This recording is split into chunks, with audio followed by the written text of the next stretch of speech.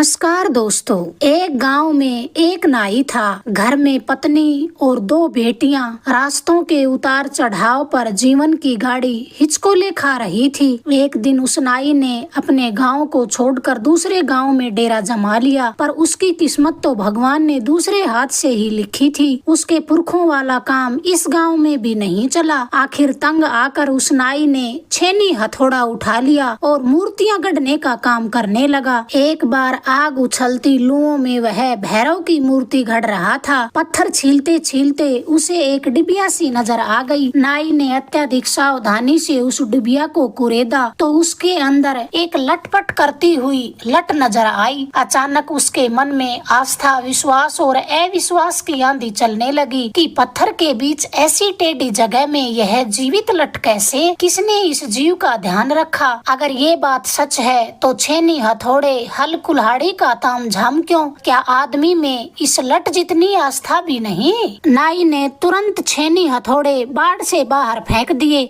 झट से खड़ा हो गया। घरवाली की बाह पकड़कर लट वाली अप्रत्याशित लीला दिखाई। घरवाली ने भी अच्छा भला अचरज किया।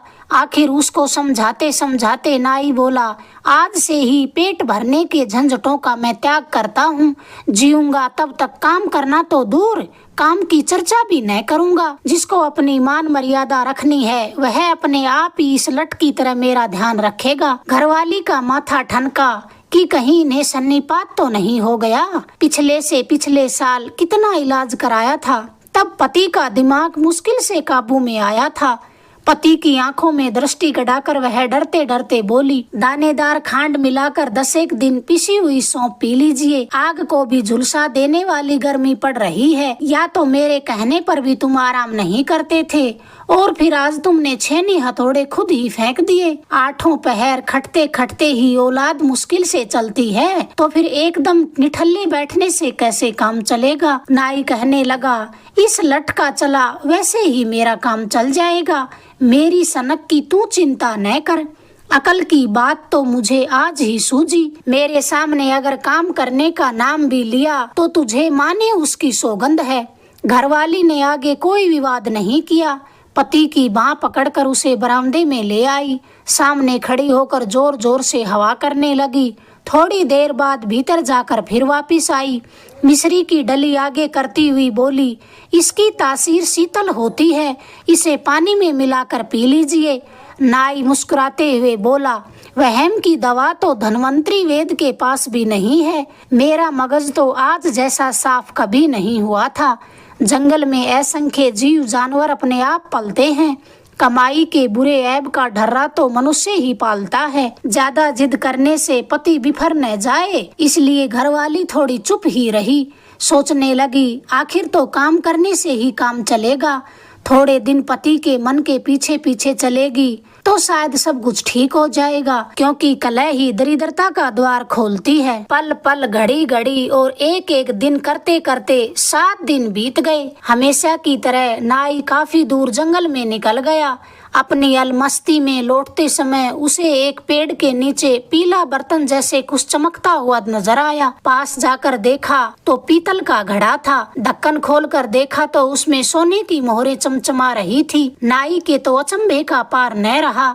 निकम्मेपन का ऐसा फल तो उसने सोचा भी न था। नीचे झुककर मटके को उठाने का इरादा किया ही था कि उसके दिमाग में सनक कौंध आई कि घड़े को सिर पर उठाकर घर ले जाने का काम क्यों करे। जिसने पेड़ के नीचे यह घड़ा रखा वही घर पहुंचा देगा।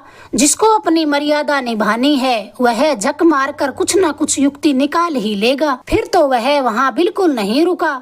सीधे घर आकर नीम की छाया के नीचे खटिया बिछाकर सो गया। वह सोते सोते सोचने लगा कि कमाई की खटर पटर जैसा कोई बुरा काम ही नहीं। जैसे जैसे मनुष्य नए नए कारनामे करता है वैसे वैसे उसकी भूख और तृष्णा ज्यादा भड़कती है। अपने हाथों गुथे जाल में मनुष्य खुद ही उलझ जाता है। राम जाने कब इस जाल से उसे मुक्ति मिलेगी। आखिर तो राजा का राजमहल भी मसान और रंक का ठिकाना भी मसान होता है। इस यात्रा के बीच कितना भी छाती कूटा करो सारा बेकार। न माया जोड़ने से काया कायम रहती है, न सिंहासन पर बैठने से सांसों में इजाफा होता है। संयोग की बात कि किसी इलाके के नामी चोर सूंघते सूंघते उस नाई के गांव में जा पहुँचे जहाँ वह अब रह रहा था। नाई को देखकर चोरों ने सोचा कि इस तरह टांग पर टांग रखना तो मायापति सेठ को भी रास नहीं आता। इस निश्चिंत नजर आ रहे नाई के जरूर कोई माल हाथ लगा होगा, आज इसकी बारी है। फिर तो चोर हर रात दीवार के पीछे दुबक कर बैठ जाते, पति पत्नी धन के बारे में कानाफूसी करते, मगर सही से चोरों की समझ में बात न बैठी। एक रात नाई की पत्नी शिकायती लहजे में कहने लगी, आपने बड़ी भारी गलती की, उस घड़े को उठाकर घर क्यों नहीं लाए? अगर ले आते तो आपकी कौन सी मर्यादा घट जाती। नाई कहने लगा, मेरी मर्यादा की कीमत तू नहीं जानती। वह कहने लगी, मैं तो बस चूल्हे पर चढ़ने वाली हंडिया की मर्यादा जानती हूँ और आठों पहर उसी की चिंता करती हूँ, पर आप ही कुछ परवाह नहीं करते। नाई ने इसका कोई उत्तर न दिया, पर जो चोर अपने अपने चूल्हे की मर्यादा निभाने के लिए घर घर भटकते हैं, सेंध लगाकर दीवारें तोड़ते हैं, उन्होंने जल्दी ही उनकी बात की परवाह कर ली और तुरंत वहां से लपके सो सीधे उसी पेड़ के ठिकाने पर जा पहुँचे। चांदनी रात में दूर से उनको एक चमकता हुआ घड़ा नजर आ गया। वे दुगने वेग से फिर दौड़े, सोचने लगे, बेचारे नाई ने झूठ तो नहीं बोला, फिरता है वही तो चरता है, ऐसी अचीती तजवीज तो कभी नहीं बैठी। ठाले निकम्मे और आलसी पड़े पड़े वरदान देते रहे तो और चाहिए ही क्या। चोरों के सरदार ने घड़े का ढक्कन उतारा तो उसके अंदर से एक जहरीले सांप ने फन निकाल कर फुफकार मारी। चोर झिझक कर दूर सरक गए। सांप ने थोड़ी देर फुफकार कर वापिस कुंडली मार ली।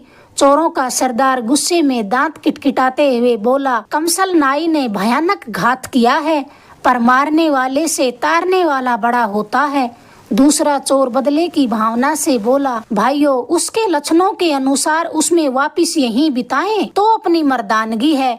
यह मोहरों वाला घड़ा उसके बिस्तर पर ही हम पटक कर आते हैं। सरदार ने मुस्कुराकर कहा, तूने तो मेरे मन की बात कह दी। इसके बाद चोरों के सरदार ने सावधानी से ढक्कन लगा घड़ा अपने कंधे पर उठा लिया। पूरे रास्ते वह जहरीला सांप फुफकार मारता रहा। वे मन ही मन खुश होते जल्दी जल्दी नाई के घर वापिस आए।